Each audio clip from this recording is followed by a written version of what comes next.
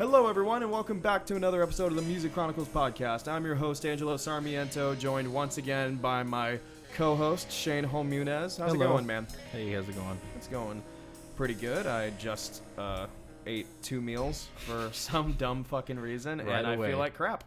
You right away. Just start with that. I love it. I mean, you know what? I mean, you asked me how I was feeling, Like so I gotta fess up. I gotta start with the truth. I can't start this on a lie. Well, what I'm doing right now is I'm actually getting I'm posting on our Facebook. Yes. Because we literally right before this podcast started got the call from Paul. He called us and said, "Hey, the Here Now page is doing its thing, and we're finally we're on YouTube Music, and it's starting to stream. So Time to Kill is now streaming." Big news, album is out officially. Yes. It's fucking great. Now, I mean, granted, it's not out everywhere yet. I mean, right now it's out, as far as, I haven't checked Amazon Music, but right now it's on YouTube Music and Amazon Music. And then in the following weeks, I mean, who knows, maybe by the time this episode's out, maybe it'll be on Spotify by then. I wouldn't be surprised if it's out in Spotify by tomorrow.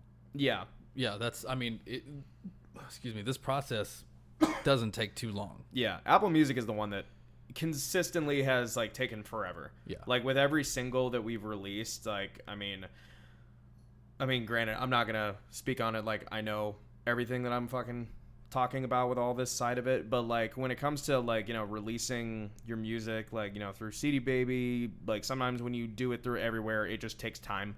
And for some reason, Apple they just like to fucking, I don't know, they like to hold our music hostage for a little bit. Yeah, I don't know what's up with that. Apple's just weird. I think they just have really high standards, I guess. Which I suppose is a good thing. I know Pandora still does their, they still do that, you got to do a separate application if you want your music on Pandora. Yeah. Really? Why? Every song, that's just how they are. And we've been, with other stuff, I don't think we've been denied with anything from Submit Thy Will, but it's fucking weird. We've been denied by Pandora from other stuff as well. No, that's fine. Barely anybody uses Pandora anymore.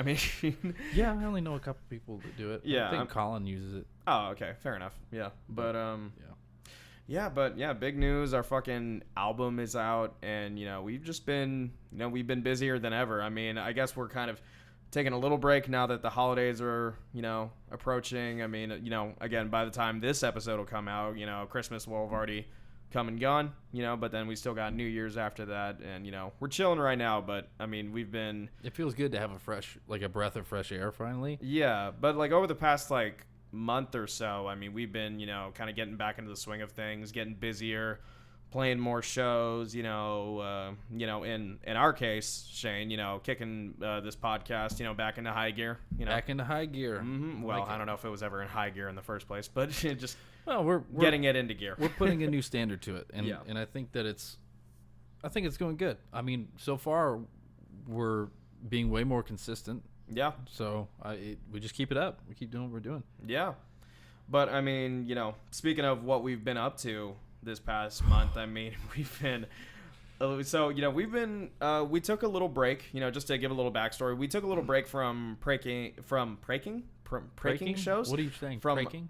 I was trying to combine playing and breaking, because I just said took a break and they came out breaking. So I got you. We've taken a break from breaking shows for a little while to record our album, which is now out, which is fucking amazing. Oh my gosh, it's still crazy. Yeah, because you saying it out loud is still crazy. I know, yeah, because we literally just saw that our album was out right before we hit record. Literally. And oh my god, it's fucking amazing. My brain is still racing thinking about it. But anyway, we have been playing some shows, at just some usual places, some usual venues that we've, normally played, just some bars and stuff that are, pretty... circuit clubs. Just the circuit clubs for, the Houston metal scene. And, but this last show that we played, which was it was on, I guess it was all weekend. Well, no, it was this convention, past weekend? The convention was all weekend, but yeah, we played on Saturday. Yeah, it was this over this past... The 17th. Yeah. Over this past weekend, we played at the Lone Star Convention Center. Excuse me. As part of as special guests to this Battle of the Bands thing, which shout out to Chaz, man. Yeah. Shout out to Chaz Von Graves. That dude, he had our backs on this one. Absolutely. Yeah. Yeah, I mean, yeah, and we talked about this the last episode, TerrorFest. It was just like this big like horror movie convention that also happened to host a battle of bands, which was judged by these like all-star musicians. I mean, freaking, Vinny from Dio and Black Sabbath. You got David Ellefson from Megadeth, just the drummer. Richie Ramones. Oh yeah. Not at all legendary drummer from the not at all legendary band the Ramones. Such a lie. That's such a fucking like that's such an unfair description of like an actual music legend. Bro. No, that was amazing. We got to rub shoulders with those guys. Yeah. And of course our new friends in Hellstar. Yeah. Which James Rivera's voice is unreal. Oh dude. yeah. If you haven't heard like Hellstar, I mean like it feels weird to say that they're just like they're technically just like kind of a local band from they started Texas. out as a Houston like in the 80s. Yeah. A local band. Yeah. And they've played with some of the biggest names in rock and metal history. Yeah, including the ones that that we were like at the show with like this last gig. And it wasn't just that we were like at the show. Yeah. Like, we got to hang with these dudes. Yeah, we got to like fucking meet these icons, and it was just like it was really really surreal, man. Yeah, I mean, if you go check out our Instagram and our Facebook and stuff, I've made a post. I've got selfies with these dudes, and not only that, but they're playing on our equipment. Yeah, dude. I got videos of that of Vinny from Black playing Sabbath on your stuff, playing on my drum set, dude. He signed your kit. He did. He signed your kit, and not only that, but he loved your bell. Yeah, that was fun. Yeah, I got like recently I got a just a little new toy for my drum set, just this little a bell by Zildjian. They call it a Zill bell, just like a little effect symbol, and I love that thing. It's really fun, and it rings forever. Rings forever, dude. Sustains like a motherfucker. You kidding me? But I love that thing. But yeah, I mean, he seemed to really enjoy it, and well, he said that he wanted to get one. Yeah. After he played with yours, he kept hitting it and playing with it, and he was like, "Man, I gotta get me one of these." Yeah, it was like, fun. What did you say? What'd you say? What did you say? What'd you say? Legendary master drummer, like something on my kit. My dad, I sent him those pictures, right? Yeah. And I sent him the picture with me and Vinny, and he was like, "Vinny is my favorite." Yeah, I remember you telling me that. And so I sent him a video. I was like, "Hey, Vinny, would you mind doing a little video for my dad?" He's like, "Nah, man. Yeah, sure. Yeah. Let's do it." And so I pulled it up. I said, "Hey, man, I got somebody who wants to say something to you." And then he just goes, "Hey, Dad." Vinny from Black Sabbath. And I was like, "Oh, my gosh." He goes, "Yeah, man. It's pretty boring right now. It's pretty boring. There's nobody here to talk to." So yeah, I mean, that definitely doesn't reflect the whole thing. That's for sure, because TerrorFest was a blast. Oh, yeah, it was really cool. Like, people filtered in and out, but it was overall huge success for a first year. Yeah. Convention. Mm-hmm. It was great. Yeah. I mean, we went to go. I can't remember his last name. His name's Oliver. He was in Poltergeist. Okay. He was the little kid in Poltergeist. Yeah. Okay. Yeah, I know. He had a booth over there, and I remember me and Jen walked up, and I am always pushing her makeup stuff. Yeah. And her special effects. Yeah. And so these horror icons are over there. And that's what Jen does, is horror movie like makeup. And so as she's sitting there talking with him, I'm pulling up her Instagram and like showing pictures, and like I showed Oliver that picture, and he was like, "Hang on, wait a minute," and he like kind of sat up and was like, "Whoa, you did all this?" And she was like, yeah. He's like, "Man, I wish I had a movie that I could like get you in on and do some stuff with." That's cool. Like, so now Oliver is following her Instagram. Oh, is he now? Yeah. That's fucking cool. And, there was talk about maybe trying to get him over to the film festival at some point here soon, too. Yeah. Which, oh, man, that would be amazing. That would be, yeah. I mean, I'm sure his schedule's super booked, and it would be really tough. And I'm sure he'd want a movie to bring to the festival as well. Yeah, sure.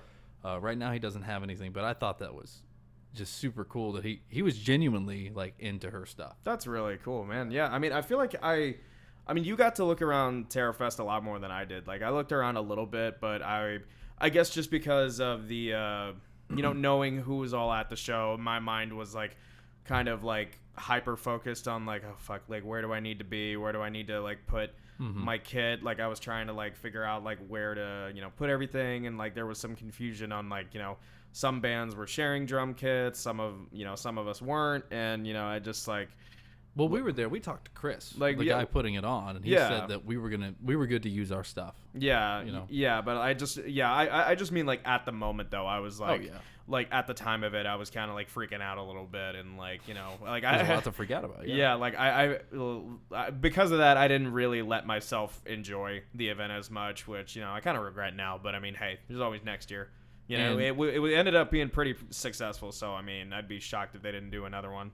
Oh, it's a new annual thing they're doing. Yeah. And I got word from a lot of the people who run that thing, like, hey, we'll see you guys next year. Yeah. Which, hey, and Chris was talking about wanting to maybe have us compete.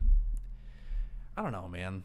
I mean, I like going and supporting this local scene. Yeah. And being there to just show and provide what it is that we provide. Which, is entertainment. Yeah, and I'm kind of with our guys in 10-4, kind of what he was saying. Yeah, I think his name's Jack.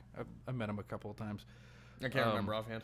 I think it's Jack. Me and him were talking. I know their drummer's name is Trey. I was talking to him a little bit more. What a surprise! But the way a lot of people look at Battle of the Bands, I don't know, man. I don't necessarily agree with. I'm not a big fan of them. I think we're all on the same team. We're all musicians, and I get it. It's more of a marketing ploy to try and get people interested. But here's the thing: when you're a band and you go and you compete in a Battle of the Bands, you bring your crowd, right? And then when you're done, they're only screaming for you, because they want you to win. Yeah, and then when you're done, like they end up leaving. Yeah, It's not.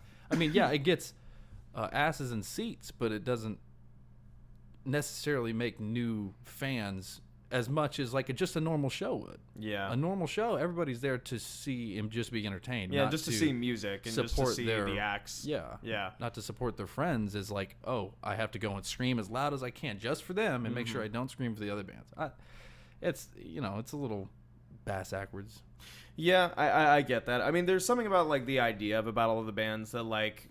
I think about it and I'm like, it sounds fun if I'm not necessarily involved in it. You know what I mean? I liked the position we were at. Yeah, like we were just guests. We were not competing at all. It was like literally, I mean, I say just another show. It wasn't just another show just because of like how big it was. But you know what I mean? Like it was like we were literally just there to play as if it were just a gig. We were there to perform and entertain. Yeah, exactly. Not to compete and then make sure we're better than these other bands.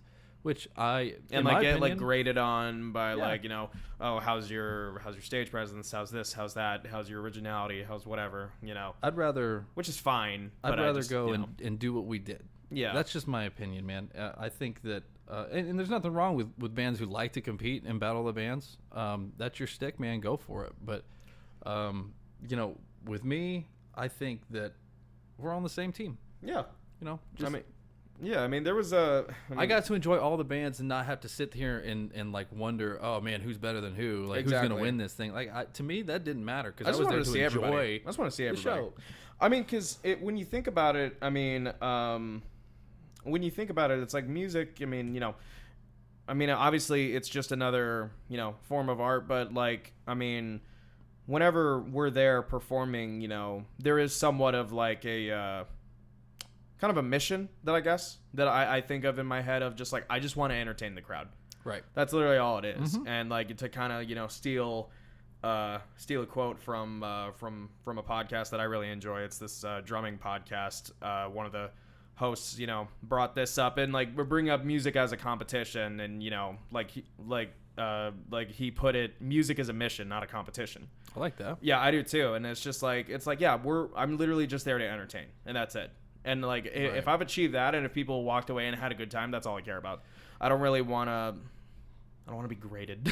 Yeah, I'm there. Look, I get it. I might not be your cup of tea and all that stuff, but the guy next to you, I might be. Exactly. You know, and let them enjoy it. And you don't have to try and grade me based on your specific taste. Just see if it's something that you like. Yeah. I don't know, man. I mean, that being said, I'm very flattered to be like, invited back, and I definitely want to go back. I don't know if I want to be in the Battle of the Bands again. I don't know. I'd rather just, But this is just look. If they say, "Hey, we want you to compete," I mean, sure. It's another chance to play over there. Absolutely. But yeah, it's not the circumstances I would necessarily prefer, but I would, I'd still be down. If anytime they want to invite us over there to just play and entertain their crowd, all day long. Oh, absolutely. We'll give us a 45-minute set, man. We'll do it. Yeah. Instead of giving us like a 15-minute set. But I feel good about that 15-minute set, actually. I do too. Yeah. I was pleasantly surprised at how we were able to fit most of the aspects of a big show. Yeah. Into that small set. Yeah, I mean, because to give a little context, I mean, if you just take the bands that were competing that night, there were 5 bands competing. And originally, there was supposed to be 2 guest bands. There was us, and then before us, there was going to be Man-Made Monsters, which is one of Chaz's bands. Yep. And then also, at the end, there was going to be another performance by the judges and by Hellstar. So when you put all that together, that's 8 bands that are performing. That's a lot of fucking bands to perform, and obviously no one's got all that fucking time in the world, especially when they're trying to start at like 7 o'clock at night. Yeah, it's like, Jesus Christ, we're gonna be there until the fucking morning. If we try to be 6, exactly, yeah. It like they got pushed back a little bit, which happens. Yeah, that happens in most big events. There's something that happens, a scheduling issue, and then they have to push something. I mean, hell, even in small events, like fucking like we were trying to record this podcast a little bit earlier, and then we had some technical issues, like we always fucking do for some reason. Happens every time, and then it got pushed back, but that's fine. But yeah, I mean, look, obviously there's a lot of bands, so you can't give everybody a long set, which I'm sure they would, prefer like a more, just a full set. But as it was, you kind of just had to like, 3 songs, get off, and then on to the next one. Yeah, and it makes sense that they would have a house drum set for that. It would, wouldn't it? Yeah. Well, and I feel this happens with every band. It doesn't matter if it's a normal, like just a normal gig, or if it's like a big. It happens with every first band that goes up. The person opening the night they're the experiment band. They got to figure out how to make this room sound good, right? With this band. So but that's always a bummer when you're the first band in a battle of the bands, because you're halfway through your set before you're even hearing anything. Yeah, you know what I mean? Yeah. So, but Bullethead killed it. Oh yeah, they were great. Whenever they went up there and they were trying to get everything all worked out. I mean, Vinny and you know what? God bless the sound man, dude. He was doing the best he could. Oh yeah, absolutely. He was a trooper for sure. Yeah, but I mean, still, they were trying to, like, Vinny and David would get up and they'd go over and have to like whisper over the sound man, "Hey man, we can't hear the guitars." Whatever it is they were saying,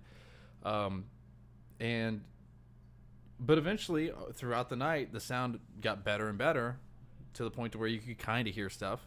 But that room was also a hard one to tune. I don't know how that ceiling is just nuts.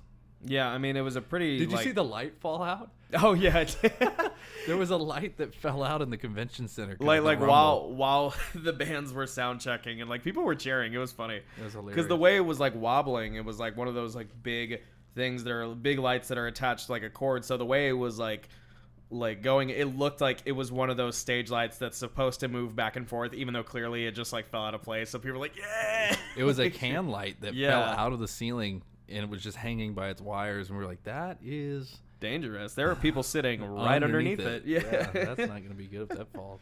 But I mean, it was funny. So, and no one got hurt. But it was funny though. But it was funny, huh?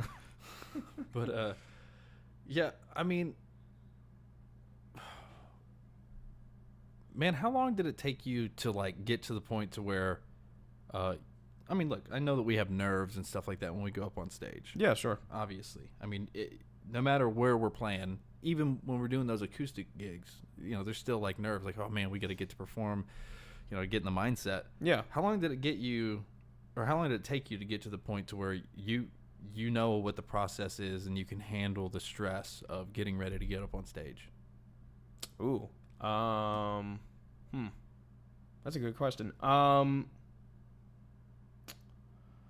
mean, technically, I've been performing in front of people since I was. I mean, I mean, granted, it's not the same thing at all. But, you know, but I'd kind of already mentally prepared myself for that by the time we hit the stage, you know, since I was like in fucking like high school, technically.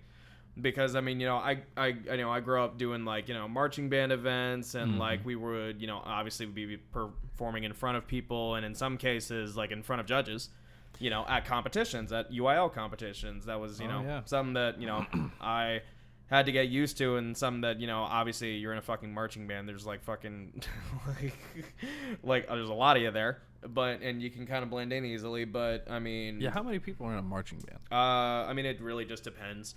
I was never in band, so I genuine question. I have no idea. I mean, that's kind of hard. I'm trying to think of like. Is it not a specific number? I mean, it's really not a specific number because I mean, if we're just talking about high schools, it depends on the size of the school. Right. Obviously. You know, and obviously, you know, there's different sections and different, you know, amounts of people. Like, you know, how many were in yours? Section. In my section, there was probably like, oh god, on average, you know, obviously people would filter in and out as like people like graduated and came in and whatnot. But I mean, probably I played trombone in high school for context. So, I mean, there was probably like. He was a boner. I was a boner. There were probably 10 of us boning. We're cut that out. Cut that out. No. I don't know. I don't know why 10 boners in there. I don't know why I'm saying this. I'm editing this later, and I know I'm not going to cut it out. No. There were 10. 10 boners. There were 10 players on average in our section. I mean, honestly, that's probably not even an accurate number, but I'm just saying average number was like 10. Okay, well, what about in the whole band? In the whole band, there was probably like 60, 70 plus, something like that. Something like that. That right there says a lot about how much different it is. Yeah. You know, because like you said, you can blend in. Yeah, exactly. It's different, like, marching on a field versus just playing in like our little band hall, you know, whatever, and like in our fucking auditorium stage or whatever. You know, I'd say like going on the field was a bit more nerve-wracking because there were actual like judges. So it's like we would get graded like at competitions, kind of like this Battle of the Bands, you know. Right. Although I'd argue the Battle of the Bands is a lot cooler, but I mean, we get to do what we want there. Exactly. It's yeah. Not a strict regimen. No, it's not a literal school. No, but in a way, I'd kind of, going back to your original question, like I had kind of mentally already prepared myself and knew what it was like to play in front of people, because I also played in the, you know, jazz band, and like, you know, obviously that's much more intimate. There's less players, still more players than it would be like for us, but yeah, you know, I'd kind of already not really gotten used to playing in front of people, but had an idea of what it was like. Now, when you fast forward to us actually playing like for real, like our shows, like our shows, doing music that we want, and where we actually like are pressured and like really want people to like us because we're playing our music, represents us. You know, now nerves a lot higher, obviously, right? But I guess just because I had that prior experience, it helped me prepare a little bit, because I didn't really know what to expect, but I had an idea of what to expect. Does that make any sense? Yeah. Like, you know, I didn't have a full understanding of it.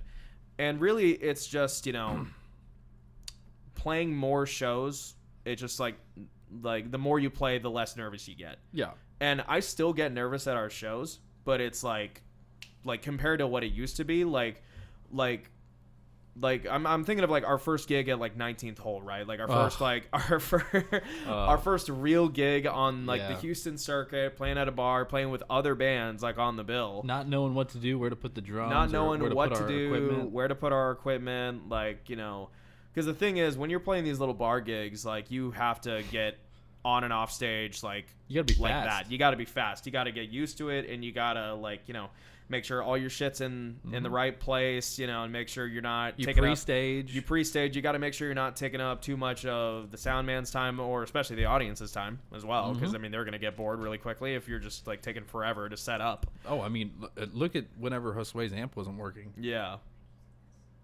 You know, whenever Josue's amp wasn't working, it was like 2 shows ago. Yeah. You know, before, like, since then we've been using your dad's amp. Exactly. Yeah. I can't wait till he gets his amp. Thank you, Dad. Dude. By the way. Yes. Absolutely. Shout out to my dad. He's absolutely gotten us through these past couple gigs. Yes, he has. Yeah, but I mean, it's really just, you know, I can't really think of a specific moment, but it's just after a while of like playing these shows for like year and a half, 2 years now, something like that. It hadn't been 2 years. How long has it been? It's been over a year. It's been, damn, how long has it been? I don't know. I'll have to look back at all the stuff. Yeah, after playing for a year plus or whatever. Yeah. Like, I mean, the nerves are still there, but for me, they only, like, now that I fully know what to expect, like, they really only come in, like, right before we go on stage nowadays. Like, before, it was, like, the entire day, the entire night leading up to it, I'm, like, freaking out. I'm just like, oh, God, what if this goes wrong? What if that goes wrong? You know, like, what if, like, I forget, you know, a fill here or something, and then I completely throw the rest of the band off. But then after a while of, like, really kind of taking all this in, you start to realize it's just like, wait a minute, I've been playing this music for years now. You know, I've written, like, all these parts. Like, I know the parts. Yeah, they're your parts. They're my parts. I mean, obviously, we still practice them just to, you know, make sure, you know, we're still fresh on them and we're still tight. But, like... We're even adding stuff to old songs because we keep playing them. Yeah, exactly. Yeah. Just because, I don't know, I mean, you know, it's never really done. No. But, I mean, it's just after a while you kind of learn to trust yourself and ignore the nerves and just kind of recognize them for what they are, which is just, like, normal pre-show jitters that, like, you know, once we hit our first note, I'm fine. Downbeat happens, bro. Yeah. It's all the nerves are gone. Yeah. And here's the other thing that I think a lot of people don't think about when they're first getting into music and they're first trying to hit the circuit, right? Is that, you know, part of one of the things that's planned out throughout the whole night is set up, tear down. Yeah. There's a whole 15 minutes usually in between each band, so that way one band can get their shit off the stage and the other band can get their shit onto the stage. And, you know, along with that comes, you immediately break the ice of, oh God, I gotta get on stage. Oh God, I gotta get on stage. Yeah. And because you're on stage already, when you get up there, you're moving your equipment up there, you're getting everything placed. You can look out in the crowd, and the crowd's starting to kind of gather, and they're kind of slowly, they're waiting because they know what the process is. You know, it's not like they're like, oh, what are they doing up there? Why are they up there? Why aren't they playing yet?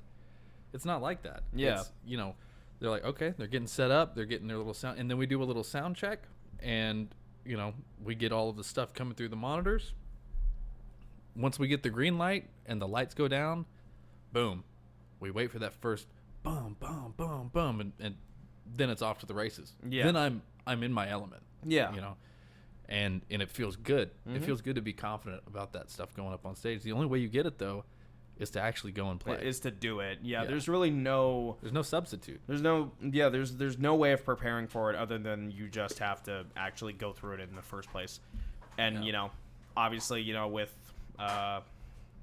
you know, just with doing it more, you get more comfortable with it. It's really just as simple as that. Well, and, you know, I got to say, I'm proud of us for this last gig for TerrorFest because what? No, you're fine. You're fine. My wife's looking for something. Oh, my gosh. I just... You're always so nervous about just like, am I making too much noise? You're fine. You're not bothering us at all. And also, honestly, I think it's kind of funny, and it kind of adds a little character to it. Hi, people. Hey, Jen. It's my wife. I'm really proud of us about this last show, man, because we went on there and we did not hear anything. No. I didn't hear Josue, not a peep. No, I didn't either. I didn't hear his vocals. I didn't hear guitar. He was standing right next to me. I couldn't hear him at all. I heard nothing. Like, right. Vocals, guitar, nothing. And we just wanted to make it easy on everybody, man. We wanted to go up there and do a sound check like all the other bands got to do. Everybody except for us and Hellstar. And, yeah. You know, I guess that's the perks, quote unquote, of being a guest star at this event as opposed to a competing band. It's just like, you don't need sound check, do you? It's like, I would like one. Well, we would like one, but I would really the thing enjoy is, one. We showed them like, hey, we don't need one. Yeah. To do what it is that we got to do, and yeah, we you got know, through it. in the way that they were promoting everything, we weren't just there. Yeah. We were co-headlining. Yeah, in a way. Yeah. That's what they said. Yeah. That's what a lot of promotions said was we're co-headlining. I was like, What? What does What that do mean? you mean? I mean, I know what it means, but you mean us? Like, you know, like I don't what? think I think you made a mistake on the bill there, brother.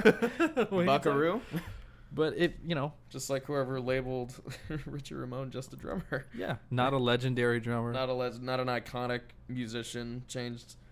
I would have edited that. Yeah, I would have not done that.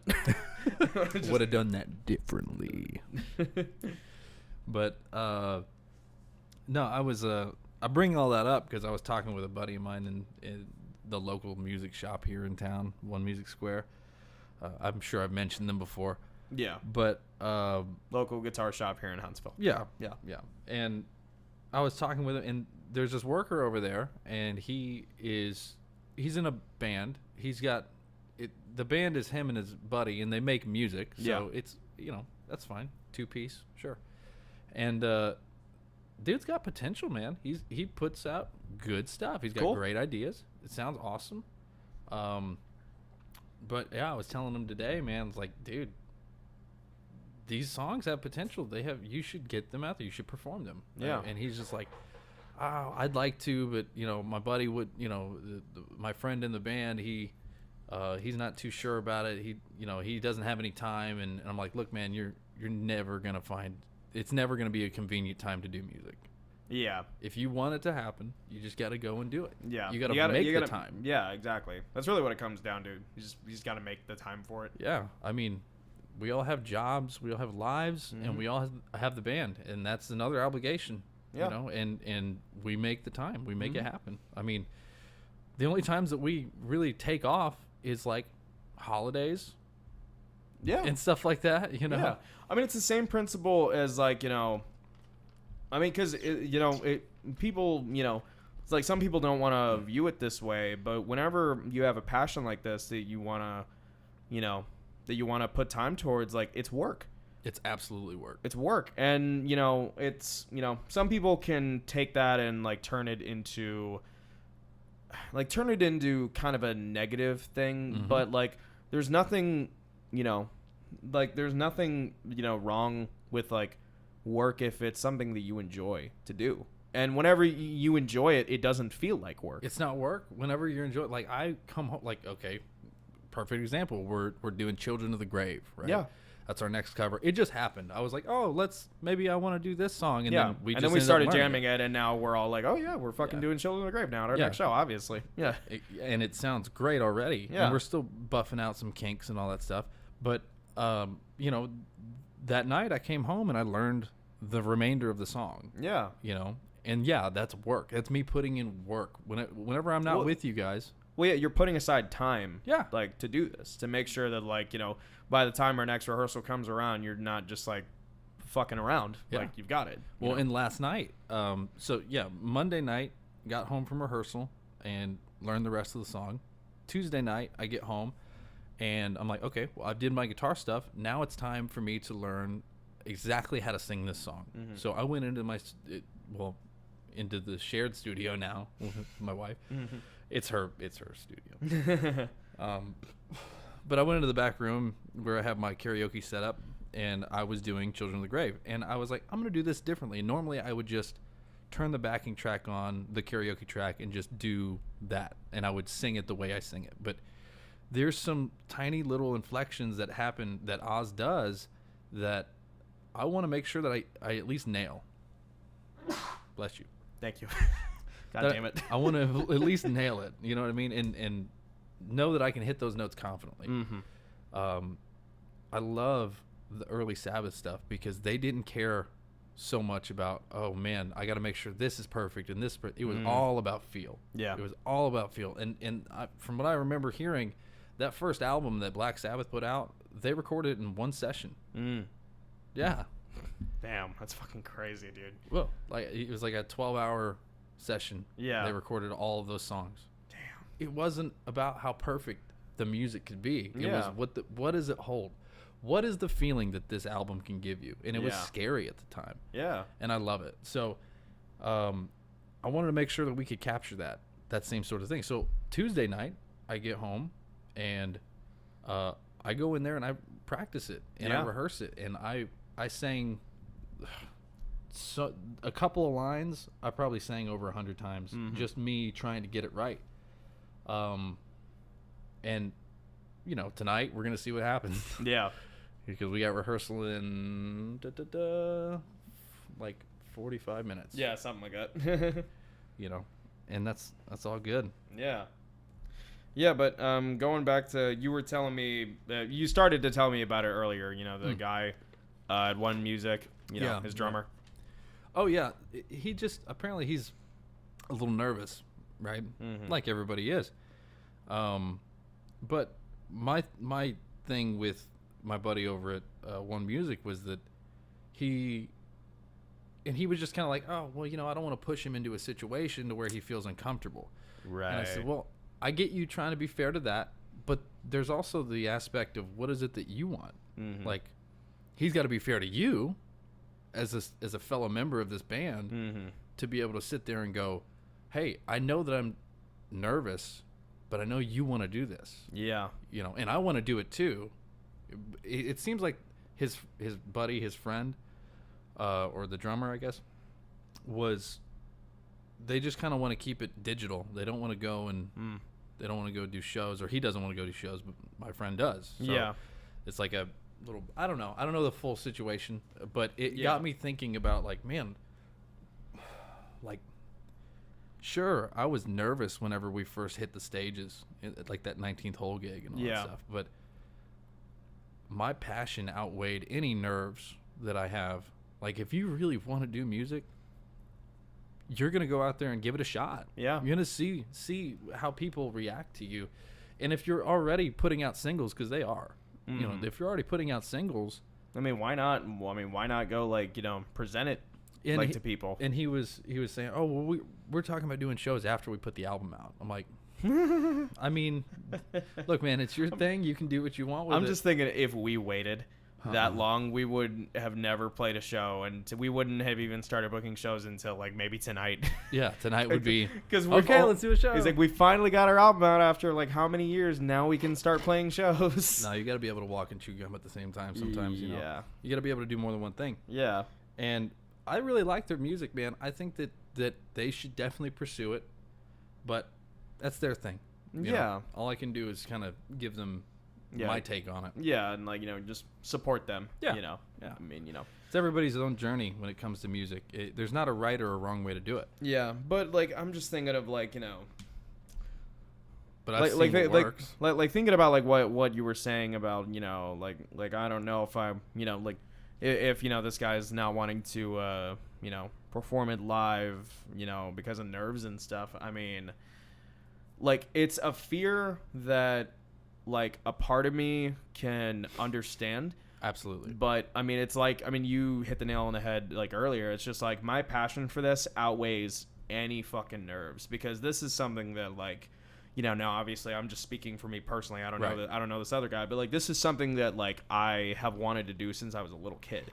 I've always wanted to do this, and as much as like, sometimes I can be very, like, anxious, like, and I'm just speaking, like, in my everyday life. Sometimes I can be very anxious, very nervous, very, like, introverted, but like I've had people who know me come up to me after our shows and, like, say, it's like, wow, you are, like, a completely different person up on stage, which, I mean, fucking, like, I take as a huge fucking compliment, because like if you were to, like, sometimes hear the thoughts that are, like, going through my head as we're playing, I mean, like, I try to keep them under control as much as possible, but sometimes, like, I'm on stage and I'm, like, losing my fucking mind and, like, freaking out and, like, worried about, like, every little thing. I mean, it's not always like that, but every now and then those thoughts do still creep up, and I've gotten them under control, like, as I've kept playing. But I just, like, think about, like, again, it's just like, my passion for this outweighs any sort of nerves. Like, I couldn't not do this, because doing, like, just playing live is just too much damn fun. Nerves aside, in love with it, dude. Yeah, it's a rush that you can't find anywhere else. No, not at all, man. Seeing people vibe to your music and something that you have created is so worth it. Yeah. So worth whatever hardships and trials and sleepless nights that you will 100% deal with as a professional musician. Yeah. You're gonna deal with it. Mm-hmm. I mean, we're not trying to take this lightly, so we want to do everything that we can to make it work. Exactly. Yeah. I mean, I can't imagine what I'd be doing right now if I wasn't doing music. I mean, honestly, same. I don't know what else I would be doing, because this is kind of like, I mean, as far as like, you know, I mean, like anything that I would put this much effort into, it's just like I don't know. I don't really know how to put it into words. It's We've just like all given up so much to make sure that we can do this. Yeah, You know but what I mean? but honestly, it doesn't feel like. I mean, like, you know, you say that, and I totally get what you're saying and where you're coming from, but like, you know, when you're putting it into something like this, like it almost doesn't feel like, you know. Oh, you're not giving it up. You're not, yeah. But what I mean is, like, a lot of people could see what we're doing now and then go, "Oh man, you've lost these opportunities. You lost it." Like you Or like, you stopped going to school. Yeah. And you've dedicated more time into this. Like Mm-hmm. But the thing is that people have to realize that we have to live with ourselves every day. Yeah. And we have to live with the decisions that we make, and the decision that we've all made to do this should go and show like how much passion we really have for this. Yeah, and how much we believe in it. Yeah, because I mean, at the end of the day, I'm just trying to do. Obviously, we've all gotta work, and we've all gotta live and eat and whatnot, and take care of ourselves. But at the same time, there has to be, we have to put time into the things that like not only make us happy, but give us life in the first place. And this is just that thing for me. And, I'll say it like I always say, music's alive, dude. Yeah, it is. And it helps.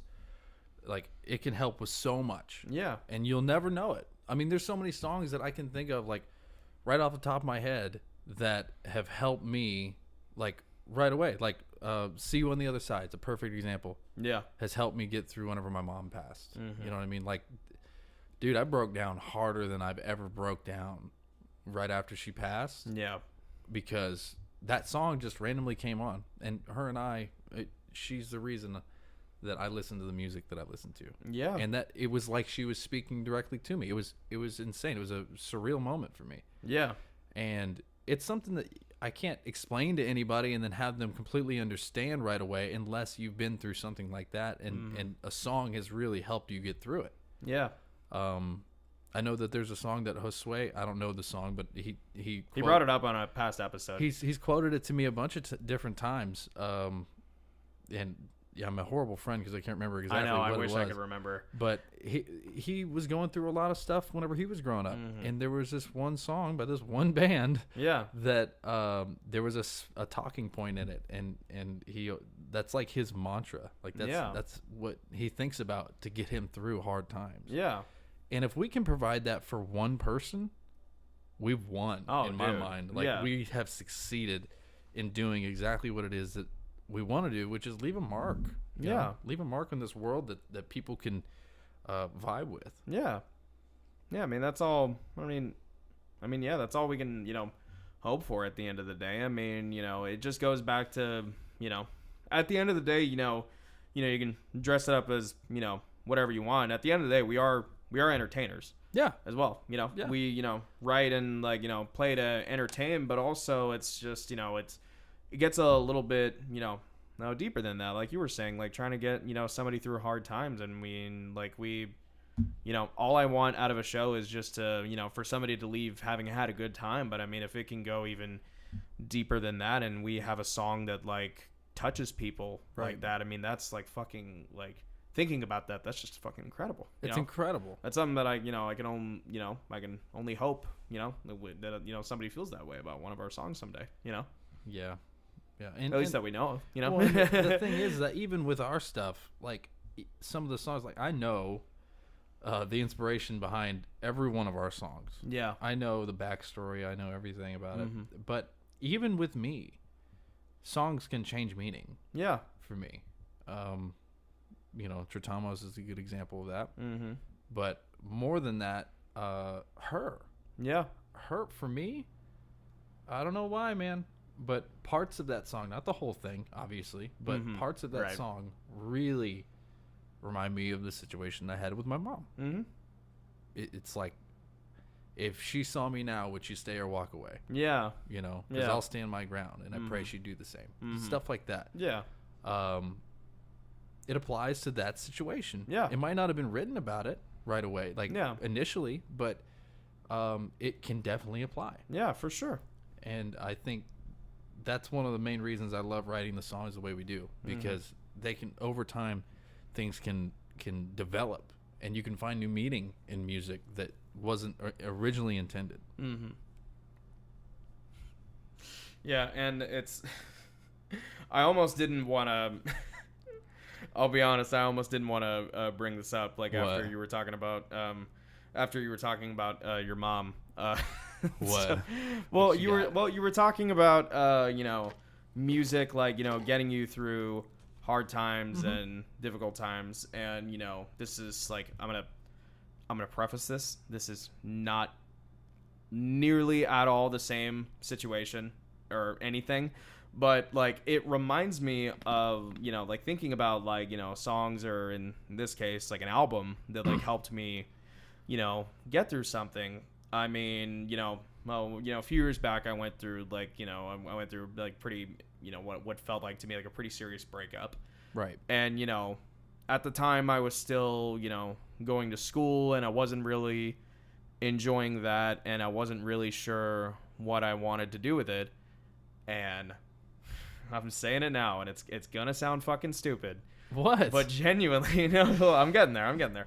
Like, it's gonna sound stupid by comparison, but like, genuinely, what got me through my breakup, and what got me through like like having to put up with school and just all the bullshit of like not being sure what I want to do with all that and whatever. Genuinely, what got me through that? Tenacious D's self-titled album. Why? Well, the thing. Well, that's all I got is why. Right? Why? Well, no, because I get it.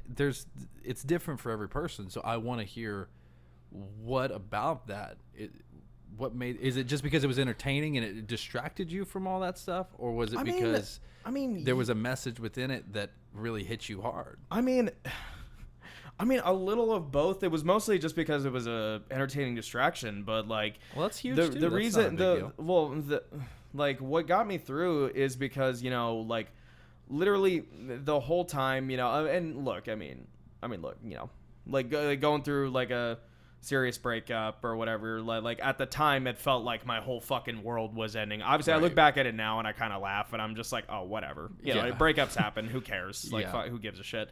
But, yeah, I get that. But at the time, it was a situation where like, it was a big deal. It was a big deal to me. Like, I'd been in a relationship with this girl for a long time, and I was like, oh, I fucking love this girl. I'm gonna marry her and have like a billion kids, whatever the fuck, whatever dumb idea I had, whatever dumb idea I had in my mind with that situation. and at the time, whenever we broke up, like, it just fucking ripped a hole open in my chest, and I was just like, I was just in a really like stupid place of just like feeling sorry for myself all the time, and just going like, oh, I don't fucking whatever, like, I don't like anything. Your emo phase? Yeah, my like emo my late emo phase at like 20 years old. Like, fucking like, it's not a phase, mom, shut up. Like, going through like trying to go through this, and then literally every morning on the way home to school, I would put on the way to school, I should say. Yeah. Like, I would, on the commute there, I would pop in Tenacious D's self-titled album, and it would just give me a reason to feel good in the morning, because that's not stupid, dude. That's awesome. Because, well, I say it's stupid just because of like the comedic nature of the music, and also because the situation in of itself I think is kind of hilarious now, looking back on it. That part of like how seriously I took it back then. But you found a way to make light out of a bad situation. Yeah, because I mean, there's something about like about Tenacious D's music in particular. One, I mean, the reason why why their fans love their music so much. I mean, obviously because they're fucking hilarious, but also because if you took away the goofy lyrics, the music is genuinely really fucking It's good. great. It's Jack Black's amazing. an amazing singer. Yeah, and Kyle Gass is an incredible guitar player. Yeah. And also, they've got fucking my boy, Dave Grohl, on the drums. My boy. My boy. Like, like I mean, one of my drumming heroes, like on every single one of their fucking albums. And, like, you know, like, dude's an incredible old drummer and, like, just, like, tearing it up every fucking time. Like, it's Right. like he's recording another Nirvana record or whatever, you know, yeah. like he normally would.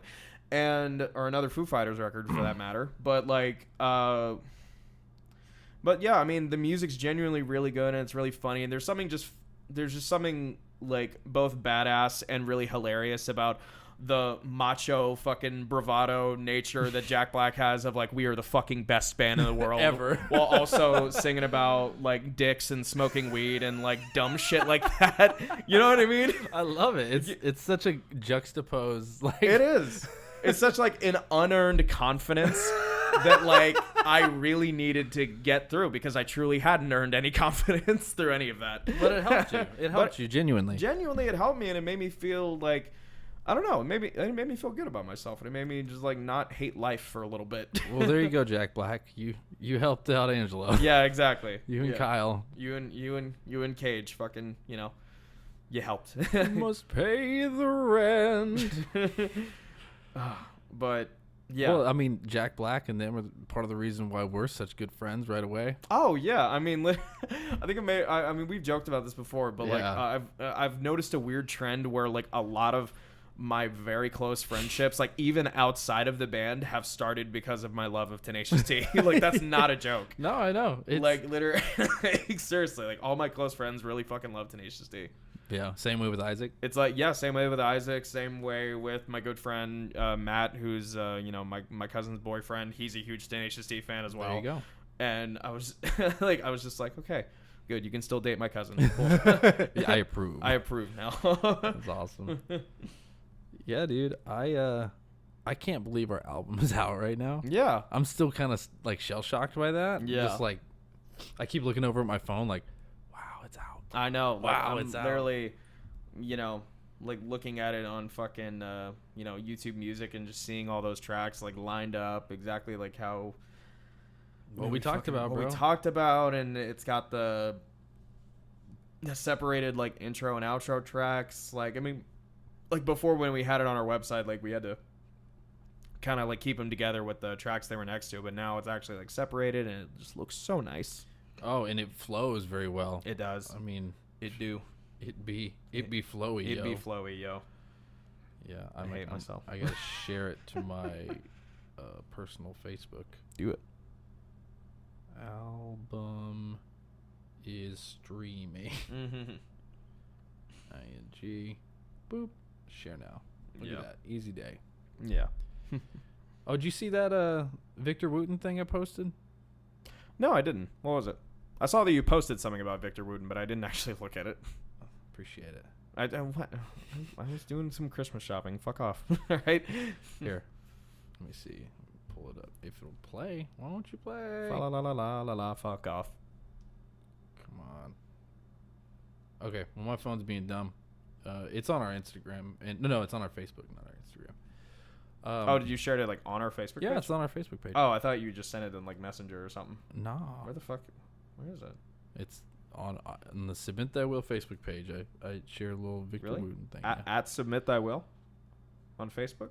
Yeah. Is that what you did? Where you can Were follow you us? were you just plugging? Where right you there? can follow us for more updates on our shows and our new album that just came out, at Submit Thy Will on Facebook, and at Submit Thy Will on Instagram, and at Submit Thy Will on OnlyFans, and at Submit No, that's Thy Will. remember that's Andrew. Oh, right, that's Andrew. Yeah, Yeah, sorry. Andrew's At Andrew's secret at Andrew OnlyFans? at Andrew _ low end on OnlyFans.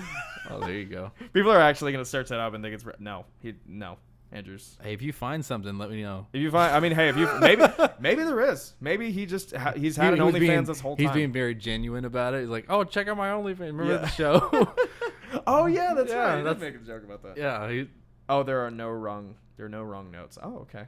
it's interesting. I'm gonna have to watch that later. Huh. I guess I could technically. Yeah, just watch it now. Wrong? That's right. It took me one note to know where I was, but you don't care. Listen, listen, listen. Listen. These are all the notes. You tell me which one is wrong.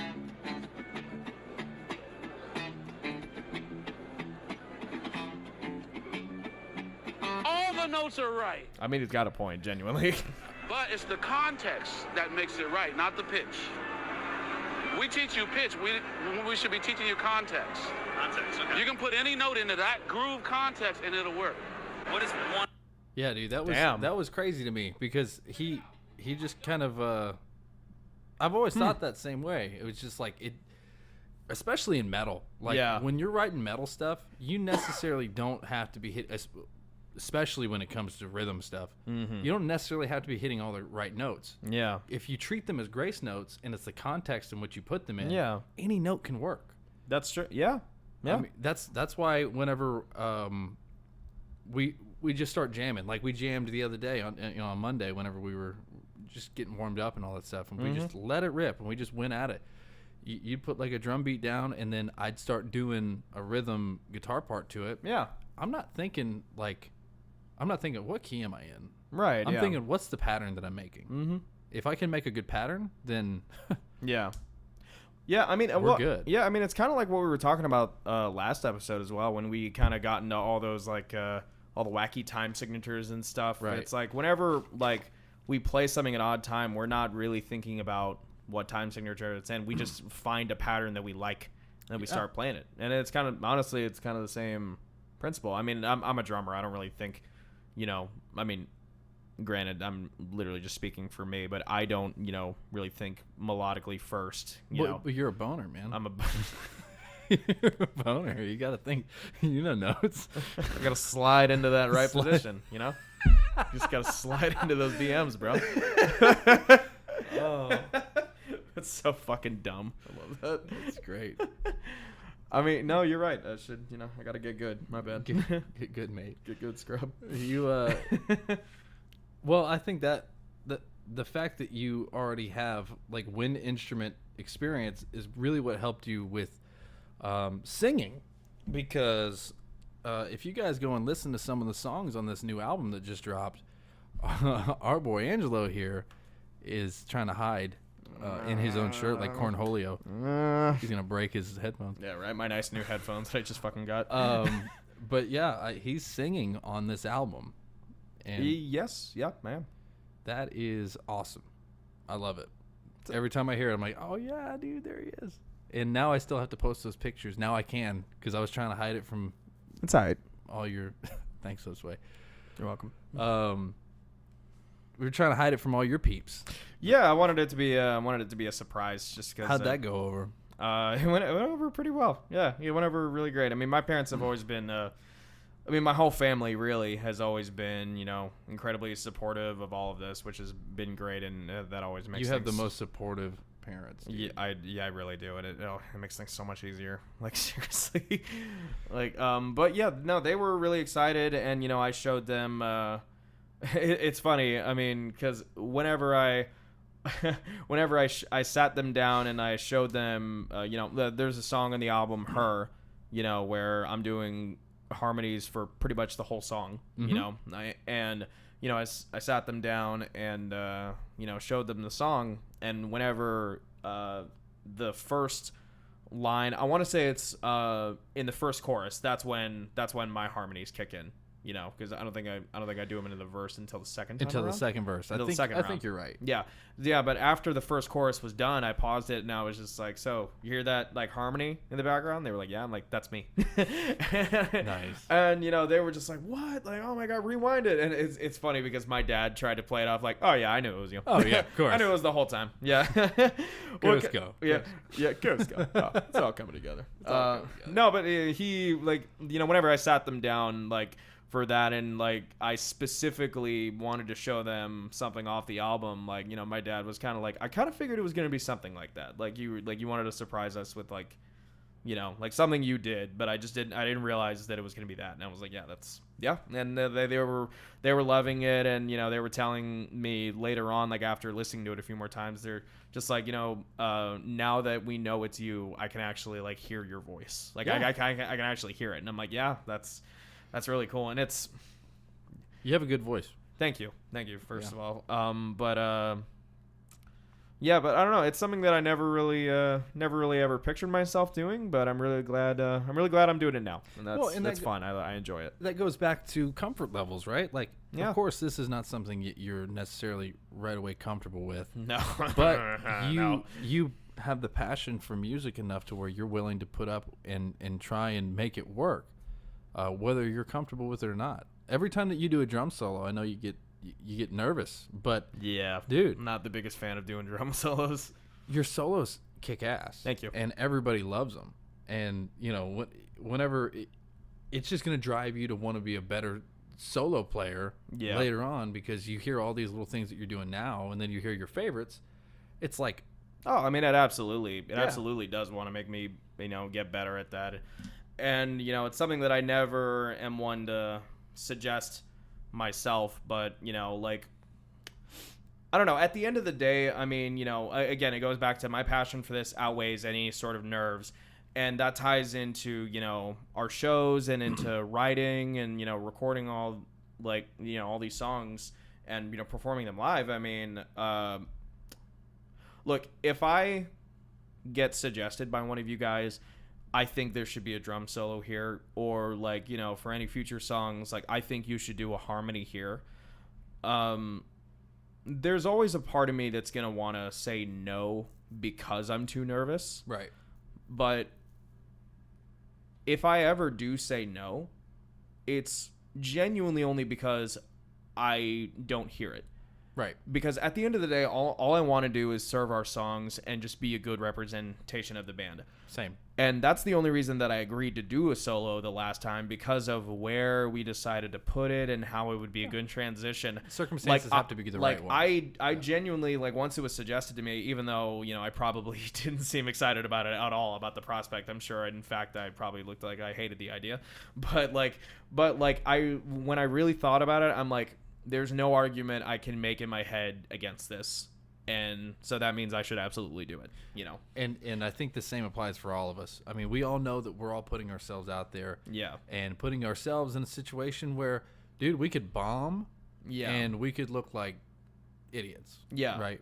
But we all trust each other enough to go, okay, his judgment, I know that these guys have what's best for the whole thing in mind, and so I trust you guys. That's a huge element when it comes to being in a band. Then, like, something that should not be overlooked is that, like, you know, you're working together, you know, as a team. You have to trust your team. You have to trust each other. Thank you. And like, it just goes back. It goes in. Trust plays into literally everything. Into every decision we make, into any, you know, and into any writing or performing or anything. Like, we just have to trust each other. It's just you just have to, because if there's no trust, then like there's no team, and like we can't, like, it just wouldn't function.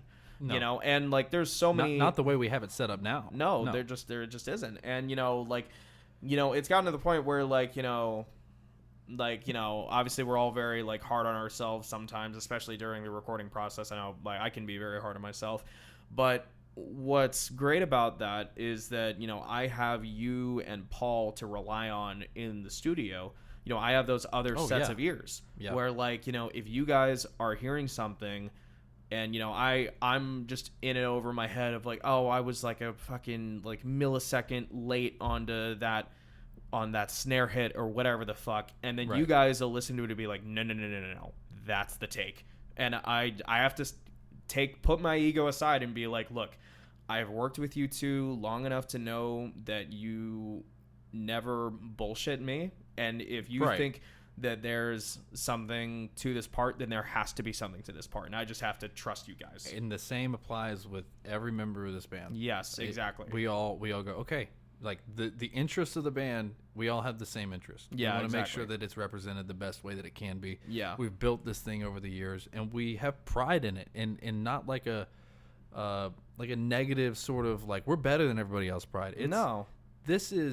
We're happy and proud of what it is that we've been able to accomplish all together, putting our minds together and actually making something out of nothing. Yeah.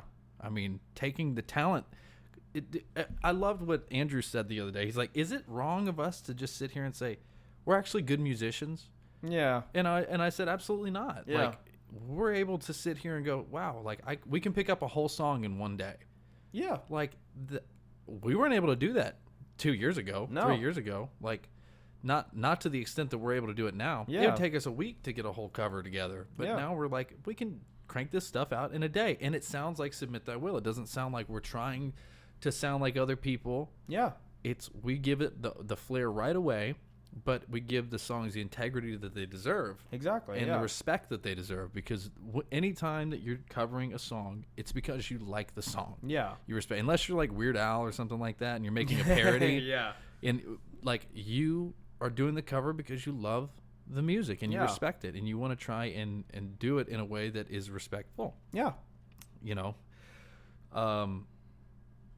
here's a good example. Like, here, I'll bring him up again, man. I love Welborn Road. Yeah. They're our brothers, man. Oh, yeah, These man. dudes are amazing guys. And I listen to their music casually. And the other day, I listen to their music even when I just listen to music when I'm showering, when I'm driving, when I'm doing anything, and I have a little extra time, I'll throw some tunes on. Yeah. Right?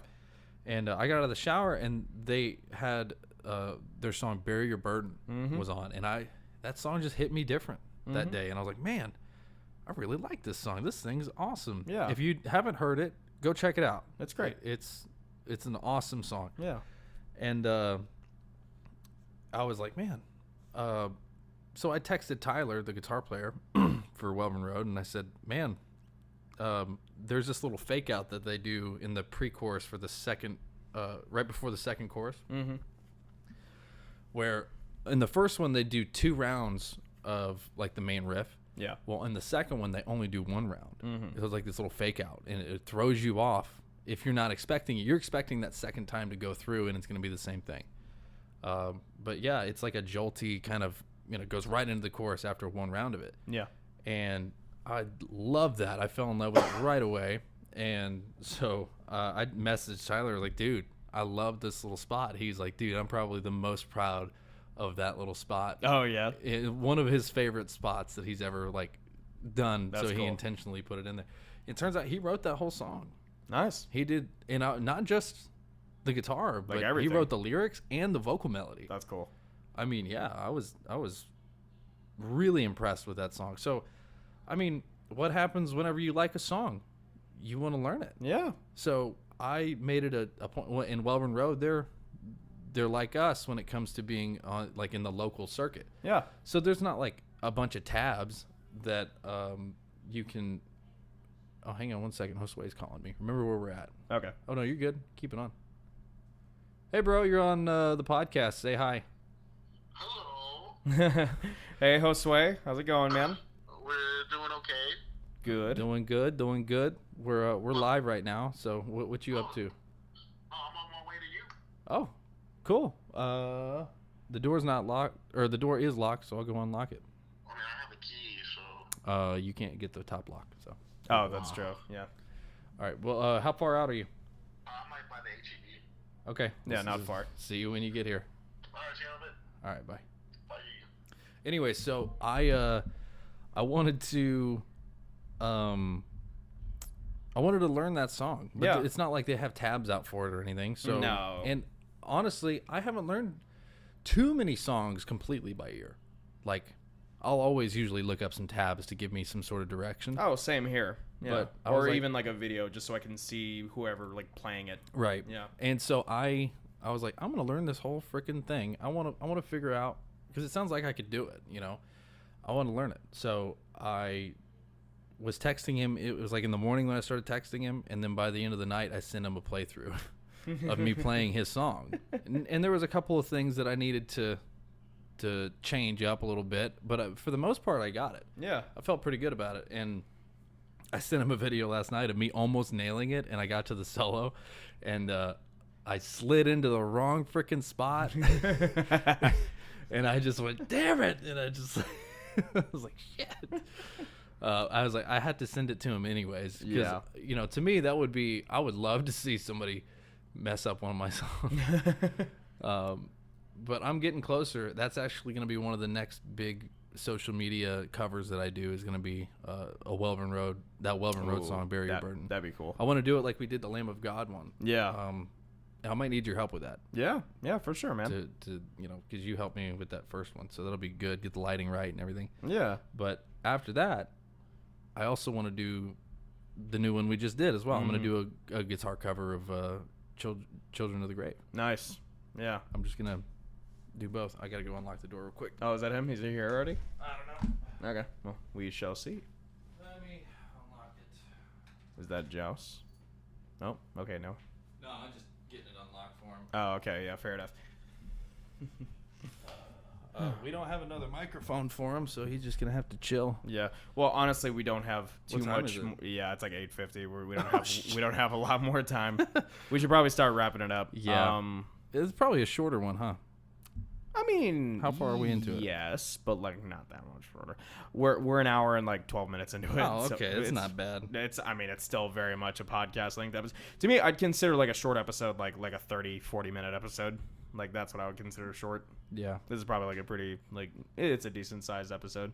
But anyway, all that aside, I mean, yeah, I feel like we've talked about a lot. We didn't really have any plans going into this episode. We were just like, oh, let's just record one. We got this. Well, we've got tons of content to talk about. The new album is now streaming. We just got done jamming and hanging out with some rock actual legends, actual living legends, literally living legends. Yeah. And you know, no matter what the promo says, I consider Richie Ramone a legend. A legend. I will never forget that as long as I live. That's hilarious. I can't. And we definitely can't use that as a clip just because I don't want to. Richie, we love you. We love you, Richie. And TerrorFest, we love you. TerrorFest was awesome. TerrorFest was fucking awesome. Like, you know, I'm going to forget names, but Chris and, you know, Chaz and everybody who put that on and who helped us, like, you know, be a part of it. And we can't wait till next year. Like, we can't wait till next year. And, like, thank you so much for fucking including us because we had a blast. Yeah. Seriously. Definitely, Derek said online, he said at least a top 10 memory in his entire life. Yeah. And I have to agree with that. I 100% Shout out to you, agree Derek. with that. Shout out Derek. Shout out Chaz. Shout out Chris. Shout out everyone. Yeah. Seriously. And, you know, I'm glad that we, you know, even though it's always a pain to try and get this podcast going for some reason, but we're still new at this. We make it happen. And, you know, and here very soon we want to get our bass player Andrew on the podcast. Yeah. Possibly even, well, we're gonna see. We're gonna see. What I don't want to happens. say the next episode, but in the next couple episodes, like he'll be on because, I mean, we've talked about this, but I've only just realized that he's the only one in the band that hasn't been on the podcast, which is a crying shame because he needs to be on. Andrew is such a great dude, man. He is, yeah. And he's fun to be around. He is. Everybody looks at him like the scary Viking, and he's only like a slightly scary Viking. So he's only a slightly scary Viking. He's like 10% scary Viking. I mean, and like 90% silly goose. That's just he's mostly a silly goose, and we love him for it.